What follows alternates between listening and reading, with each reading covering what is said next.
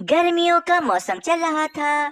सब पक्षी बहुत ज्यादा ही खुश थे क्योंकि इनके जंगल में आम का मौसम जो आ गया था। अरे पक्षियों, मैं तो इस शदीद गर्मी से बहुत ज्यादा ही परेशान हूँ। परंतु मैंने कल ही देखा कि हमारे आम के पेड़ पर आम लगना शुरू हो गए हैं। वो तो ठीक ही कलू कवी, परंतु हमारे जंगल में सिर्फ एक ही आम का पेड़ है, इसीलिए कोई भी पक्षी एक भी आम जाया नहीं करेगा। हाँ पक्षियों, चलो अब चले मीठे और रसीले आम खाने। फिर सारे पक्षी आम खाने के लिए आम के पेड़ के पास चले जाते हैं। वाह भाई पक्षियों, ये आम तो बहुत ज्यादा ही मीठे और स्वादिष्ट हैं। मैं तो कम से कम 3 से 4 आम खा जाऊंगा। हाँ कल्लू कलवी, मुझे भी ये आम बहुत ज्यादा ही मजे के लग रहे हैं। कुछ आम तोड़कर मैं अपने घर ले जाऊंगी। ये सारी बातें आम का पेड़ भी सुन रहा होता है और वे मन ही मन सोचता है। अरे ये पक्षी तो मजे ले लेकर मेरे आम तोड़कर खाए ही जा रहे हैं। कहीं ऐसा ना हो कि मेरे सारे आम ही खत्म हो जाएं, क्योंकि मेरी सुंदरता तो सिर्फ इन आमों से ही है। मुझे इन पक्षियों को आम तोड़ने से रोकना ही होगा। वैसे भी पूरे जंगल में सबसे ज्यादा सुंदर पेड़ हूँ मैं। कहीं ये पक्षी मेरी सुंदरता मुझसे छीन न लें। अरे पक्षियों, मेरा ये वाला आम तो पहले से भी ज्यादा मीठा है और मुझे तो बहुत ज्यादा मजा आ रहा है आम खाने में। बस फिर बुलबुल खुशी के मारे जोर जोर से उछलने लगती है, जिस कारण उस पेड़ की एक टहनी टूट जाती है और उस पेड़ को काफी ज्यादा दर्द होने लगता है। आम का पेड़ गुस्से में पक्षियों से कहता है, पक्षियों जल्दी नीचे उतरो, मुझे तुम सबसे बात करनी है। बस फिर सारे पक्षी फौरन ही पेड़ के पास आते हैं और आम का पेड़ गुस्से में पक्षियों से कहता है, अरे पेड़ भाई, ये आप हमें जोर जोर से आवाज देकर क्यों बुला रहे हो? क्या बात है? एक तो गलती करते हो, ऊपर से तुम पक्षी मुझ पर ही गुस्सा दिखा रहे हो। बस अब मैंने सोच लिया है, आज के बाद कोई भी पक्षी मेरे स्वादिष्ट आम नहीं खाएगा, वरना मैं उसको नहीं छोड़ूंगा। अरे पेड़ भाई, आप ऐसा कैसे कर सकते हो? हम पक्षियों को मीठे मीठे आम बहुत पसंद हैं और वैसे भी साल में एक बार ही आम आते हैं। अगर हम साल में एक बार भी आम नहीं खाएंगे तो हम क्या करेंगे? आम का पेड़ पक्षियों की बात नहीं मानता क्योंकि वे बहुत ज्यादा ही घमंडी होता है और इसी कारण वे पक्षियों को आम खाने से मना कर देता है। नहीं पक्षियों, मैंने तो ये बहुत पहले से ही सोच लिया था कि मैं अपने आम किसी पक्षी को तोड़ने नहीं दूंगा। मैं इस जंगल में इकलौता आम का पेड़ हूँ और बहुत ज्यादा ही सुंदर हूँ। तुम सब पक्षी मेरे मीठे और रसीले आम खाकर खत्म कर दोगे और मेरी सारी सुंदरता भी खत्म कर दोगे। इसीलिए आज के बाद कोई भी पक्षी मेरा एक आम भी नहीं तोड़ेगा। अरे भाई ऐसे कैसे? मैं तो जरूर आम तोड़ूंगा और मजे ले लेकर खाऊंगा। अगर किसी पक्षी ने जबरदस्ती मेरा आम तोड़ा तो मैं इसे नहीं छोड़ूंगा, उसे पेड़ से नीचे गिरा दूंगा और उसकी हड्डी पसली तोड़ दूंगा। पेड़ भाई, ये आप हमारे साथ बिल्कुल भी अच्छा नहीं कर रहे हैं।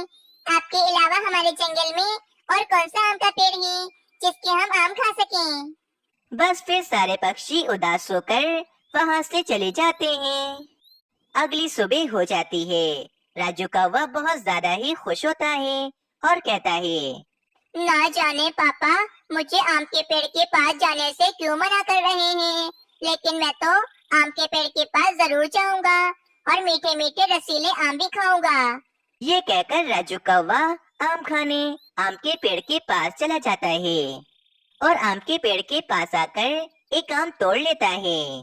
बस इसी कारण उस आम के पेड़ को बहुत ज्यादा ही गुस्सा आ जाता है और वे जोर जोर से हिलने लगता है, जिस कारण राजू कौवा पेड़ से नीचे गिर जाता है और उसे चोट लग जाती है। ये सब कुछ मीनू चिड़िया भी देख लेती है और वे कहती है, हाय रे पेड़ भाई, तुम कितने ज्यादा जालिम हो। तुमने इस मासूम राजू कौवे को पेड़ से नीचे गिरा दिया है और देखो तो इसे कितनी ज्यादा चोट भी लग गई है। लगता है ये बेहोश हो गया है। मीनू चिड़िया, इससे सबक सीख लो तुम सब पक्षी। आइंदा कोई भी पक्षी मेरे आम खाने मेरे ऊपर बैठा तो मैं उसके साथ इससे ज्यादा बुरा करूंगा। तुम्हें तो इसकी सजा जरूर मिलेगी, देखिए ना पेड़ भाई। फिर मीनू चिड़िया राजू कौवे को लेकर उल्लू वैजी के पास चली जाती है। कालू जी, मैंने आपको बोला भी था कि मैं भोजन ढूंढने जा रही हूँ, तो आप राजू कौवे का ध्यान रखिएगा। परंतु आपको तो सोने में बहुत ज्यादा मजा आता है ना। जाइए अब जाकर सोइए। रानी, मुझे क्या पता था कि मैं सो जाऊंगा तो पीछे से राजू कौवा पेड़ के पास चला जाएगा, लेकिन इसमें सारी गलती उस पेड़ की है। अब हम में से कोई भी पक्षी उस पेड़ के पास नहीं जाएगा। वे बहुत ज्यादा जालिम हो गया है। बस फिर सारे पक्षी गर्मी की वजह से बहुत ज्यादा ही परेशान थे और अब तो इन्हें मीठे आम खाने का भी मजा नहीं मिल रहा था। मीनू चिड़िया अपने घोंसले में उदास बैठी होती है कि इसकी नजर सामने जमीन पर पड़ती है। अरे ये क्या, मेरे घोंसले के नीचे ये कौन सा नया पौधा निकल रहा है। चलो जाकर देखती हूँ।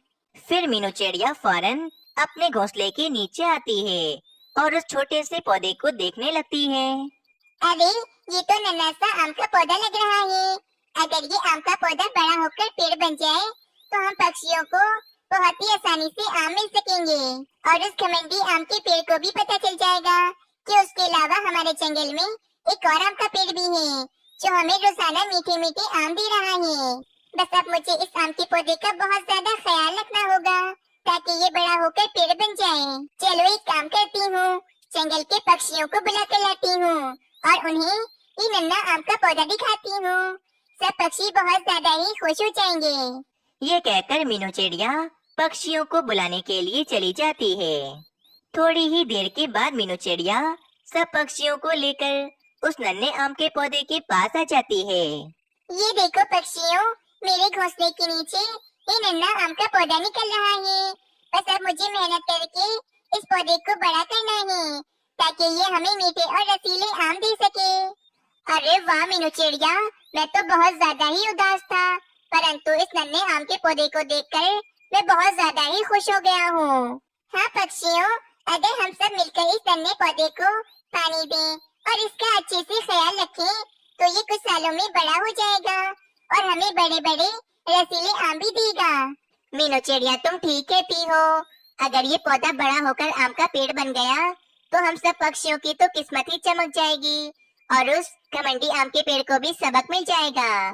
बस फिर क्या था, सारे पक्षी रोजाना बड़ी ही मेहनत से उस नन्हे आम के पौधे को पानी देते और इसका बहुत अच्छे से ख्याल रखते थे। दूसरी तरफ उस घमंडी आम के पेड़ के पास कोई पक्षी नहीं जाता था, इसीलिए उसे पानी भी नहीं मिल रहा था। मेरी जिंदगी में कितना सुकून आ गया है जब से पक्षी मेरे पास नहीं आते। बस एक चीज की परेशानी है, मुझे कहीं से पानी नहीं मिलता और मैं बहुत ज्यादा ही प्यासा हूँ। पक्षी होते थे तो वे मुझे रोजाना पानी दिया करते थे, लेकिन अगर पानी नहीं मिलेगा तो मैं मर थोड़ी ना जाऊंगा। मुझे पानी की बिल्कुल जरूरत नहीं है, मैं तरोताजा हूँ बिल्कुल। बस उस आम के पेड़ को हमेशा इसी बात का घमंड रहता था कि वे जंगल में सबसे ज्यादा सुंदर आम का पेड़ है। बस फिर ऐसे ही समय बीतता गया और कुछ साल ऐसे ही बीत जाते हैं और फिर पक्षियों की मेहनत भी रंग ले आती है और वे नन्हा सा आम का पौधा बड़ा होकर एक घना आम का पेड़ बन जाता है। पेड़ भाई, आपके आम तो बहुत ज्यादा ही मीठे और स्वादिष्ट थे, हमारी मेहनत रंग ले आई। पक्षियों, मैं तुम सबका बहुत ज्यादा धन्यवाद करता हूँ कि तुम सबने मुझे छोटे से इतना ज्यादा बड़ा कर दिया है। तुम सबने बहुत मेहनत की है और अब तुम सबको मेरे जितने भी आम खाने हैं खाओ, मैं तुम सबको कभी मना नहीं करूँगा। बस फिर सारे पक्षी आम के पेड़ से बहुत ज्यादा ही खुश हो जाते हैं। दूसरी तरफ वे घमंडी आम का पेड़ बिल्कुल सूख जाता है और इस पर एक भी आम नहीं होता। इसकी हालत बहुत ज्यादा ही खराब हो जाती है।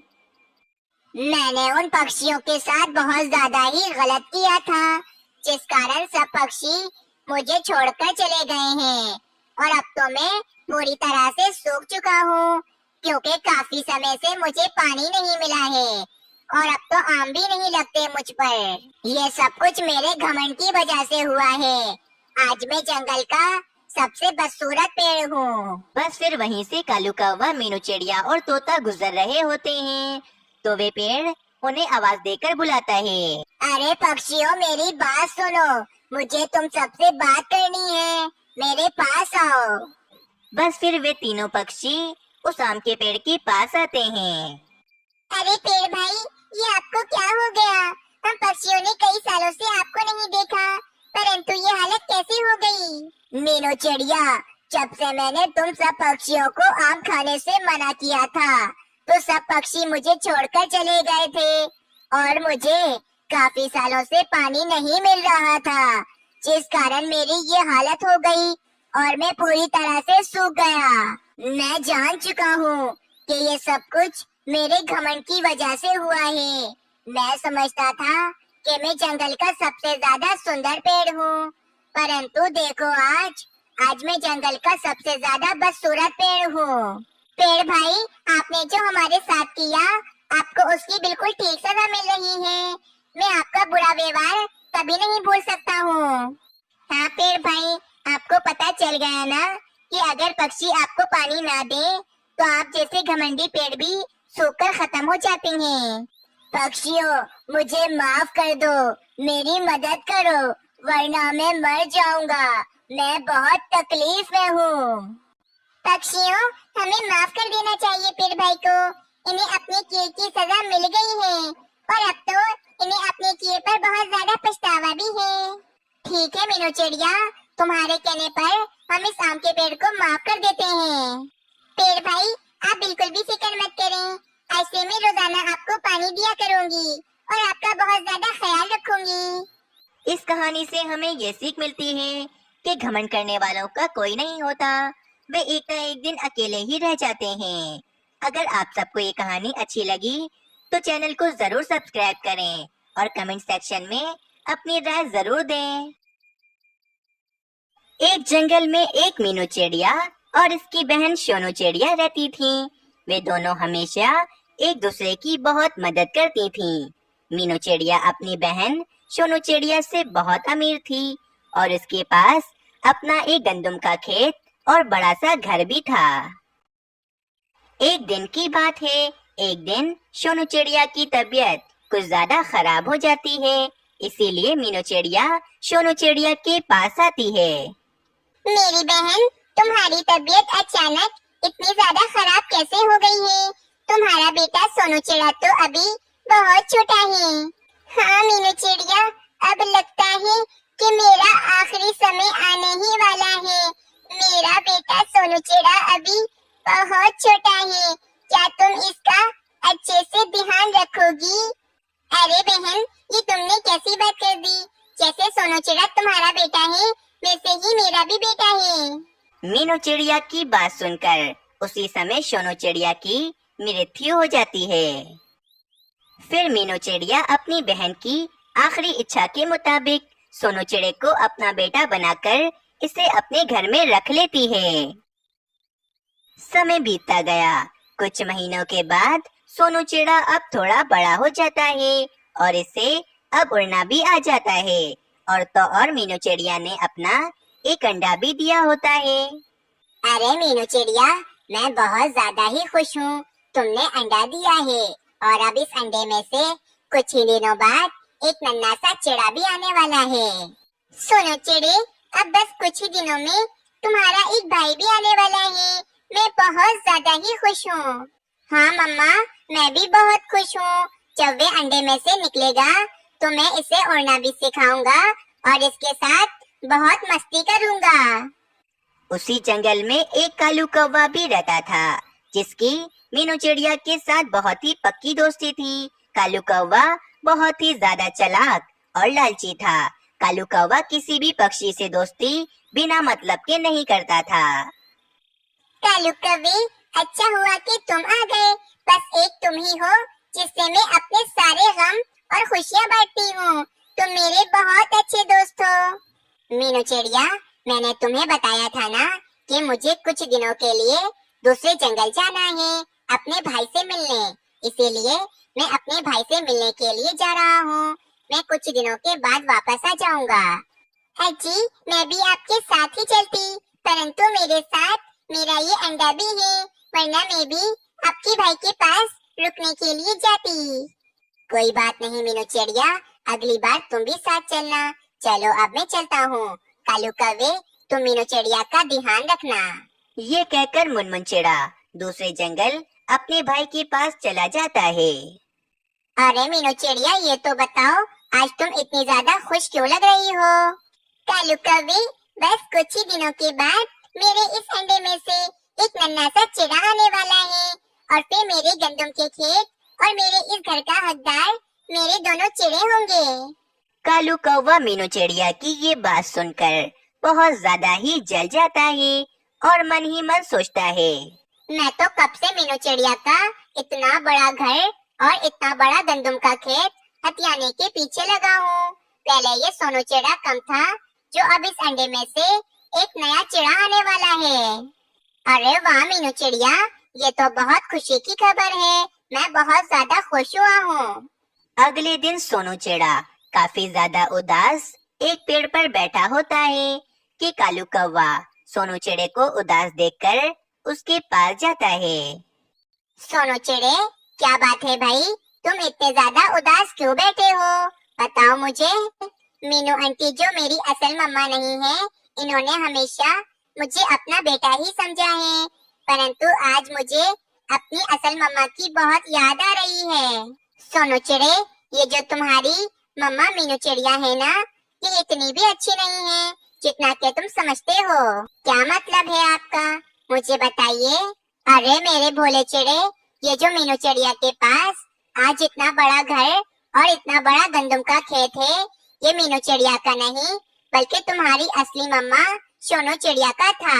लेकिन तुम्हारी असली मम्मा के मरने के बाद तुम्हारी मम्मा की सारी जायदाद मीनू चिड़िया ने हथिया ली। सोनू चिड़े को कालू कौवे की बात कुछ अच्छी नहीं लगती और वे सोचता है, कालू अंकल तो मेरी मम्मा के सामने कितने अच्छे बने रहते हैं और आज ये उनके पीछे मुझसे कितनी बुराइयां कर रहे हैं। मेरी मम्मा बहुत अच्छी हैं, मुझे कालू अंकल की बात पर बिल्कुल भी भरोसा नहीं है। कालू अंकल, तो फिर मैं अपनी मम्मा से वे गंदम का खेत और वे घर कैसे वापस लूंगा?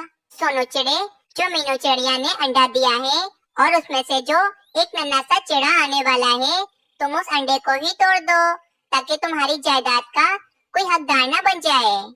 ठीक है कालू अंकल, मैं ऐसा ही करूँगा। इतना कहकर सोनू चिड़ा फौरन मीनू चिड़िया के पास चला जाता है और मीनू चिड़िया के पास आकर कालू कौवे की सारी बात बताने लगता है।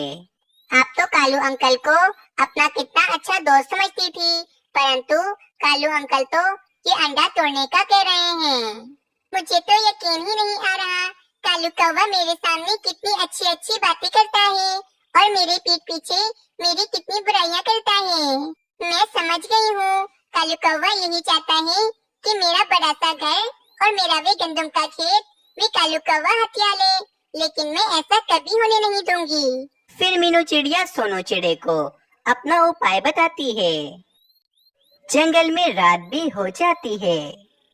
कालू अंकल, आपके कहने के मुताबिक मैंने अपनी मम्मा को मार दिया है और मैंने इनका अंडा भी तोड़ दिया है। अब सारी जायदाद मेरी हो जाएगी। अरे वाह सोनू चिड़े, क्या बात है, अब मीनू चिड़िया का बड़ा सा घर और वे गंदम का खेत तुम्हारा हो गया है। सोनू चिड़े, मैं जैसा चाहता था इस सोनू चिड़े ने बिल्कुल वैसा ही किया है। कल सुबह मैं सारे पक्षियों को जमा करूंगा और उनसे कहूंगा कि सोनू चिड़े ने मीनू चिड़िया की जान ले ली है। मीनू चिड़िया की जान लेने पर सब पक्षी सोनू चिड़े को हमेशा हमेशा के लिए पिंजरे में कैद कर देंगे और फिर मीनू चिड़िया की सारी जायदाद पर मैं कब्जा कर लूंगा। अगली सुबह हो जाती है। कालू कौवा मीनू चिड़िया के घर में सारे पक्षियों को जमा कर लेता है। ये देखो पक्षियों, इस जालिम बेटे ने अपनी माँ की जान ले ली है। मीनू चिड़िया ने सोनू चिड़े को कितनी मुश्किलों से पाल पोस कर बड़ा किया था और इसने मीनू चिड़िया की जान ले ली है। सोनू चिड़े, मुझे तुमसे ये उम्मीद नहीं थी, तुमने कितना गलत किया है। सोनू चिड़े, मीनू चिड़िया ने तुम्हें कितनी मुश्किलों से पाल पोस कर बड़ा किया था और तुमने मीनू चिड़िया की ही जान ले ली। कौवे अंकल, ये आप क्या कह रहे हैं? ये सब कुछ करने को आपने ही तो मुझे कहा था। देखा पक्षियों, अब ये चिड़ा अपने ऊपर से इल्जाम हटाने के लिए मुझ पर इल्जाम लगा रहा है। मैं तो कहता हूँ पक्षियों, इस चिड़े को अभी के अभी मार डालो, क्योंकि इसने अपनी माँ की जान जो ली है। हाँ कालू कौवे, तुम एकदम ठीक कहते हो। इस सोनू चिड़े को तो अभी के अभी फांसी पर चढ़ा देना चाहिए। चलो चलो पक्षियों, अभी के अभी हम इस सोनू चिड़े को ले जाकर फांसी पर चढ़ा देते हैं। रुक जाओ, कोई मेरे बेटे को फांसी पर नहीं चढ़ाएगा। मेरे बेटे की कोई गलती नहीं है। सभी पक्षी मीनू चिड़िया को जिंदा देखकर काफी ज्यादा हैरान हो जाते हैं और कालू कौवा भी काफी ज्यादा हैरान हो जाता है। मीनू चिड़िया, तुम्हें तो सोनू चिड़े ने मार दिया था ना, तो फिर तुम जिंदा कैसे हो गई? पक्षियों, मुझे सोनू चिड़े ने नहीं मारा है और न ही इसने मेरा अंडा तोड़ा है। हम दोनों तो मिलकर इस कालू कौवे को सबक सिखाना चाहते थे। इस कालू कौवे ने मेरे बेटे सोनू चिड़े से कहा कि सोनू चिड़ा मेरा अंडा तोड़ दे और मुझे भी मार दे, ताकि मेरी सारी जायदाद सोनू चिड़े के नाम हो जाए। और फिर आप सबको तो पता है कि मुझे मारने के जुर्म में सोनू चिड़े को तो सजा होनी ही थी। सोनू चिड़े को सजा होने के बाद ये कालू कौवा मेरी जायदाद पर कब्जा करना चाहता था। ये सारी बातें मैं आप सब पक्षियों को बताना चाहती थी। और मेरा सोनू चिड़ा तो बहुत अच्छा है, इसने तो कालू कौवे की सारी बातें मुझे आकर बताई थी। अब कालू कौवे की सारी पोल पट्टी खुल चुकी थी और कालू कौवे को समझ में नहीं आ रहा था कि कालू कौवा अब इन सब पक्षियों से अपनी जान कैसे बचाए। कालू कौवे, तुम तो मीनू चिड़िया के कितने अच्छे दोस्त थे और तुम मीनू चिड़िया के साथ ही कितना गलत कर रहे थे। तुम्हें तो सजा होनी चाहिए। पक्षियों, मैं तो कहता हूँ कि कालू कौवे को अभी के अभी हम पिंजरे में कैद कर देते हैं, वरना कल को कालू कौवा ये सब कुछ किसी और पक्षी के साथ भी कर सकता है। फिर सभी पक्षी मिलकर कालू कौवे को एक पिंजरे में कैद कर देते हैं और कालू कौवे को अपनी गलती की सजा मिल जाती है।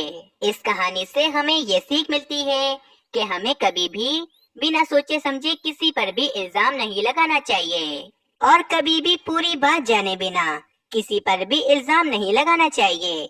अगर आप सबको ये कहानी अच्छी लगी तो चैनल को सब्सक्राइब करें और कमेंट में अपनी राय देना ना भूलें।